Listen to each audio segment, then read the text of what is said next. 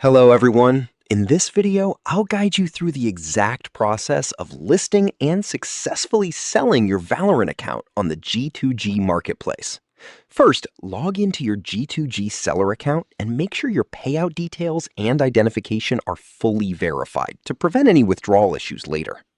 Next, click the Sell button on your dashboard, search for Valorant, and select Accounts as your main category. You must accurately fill in the account details, including the server region, your exact competitive rank, and your total skin inventory. Upload high-quality screenshots of the premium weapon skins to attract serious buyers faster.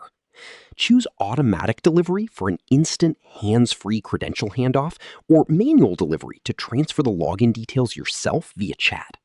Finally, set a competitive market price, agree to the seller terms, and publish your listing live. Subscribe to the channel for more videos.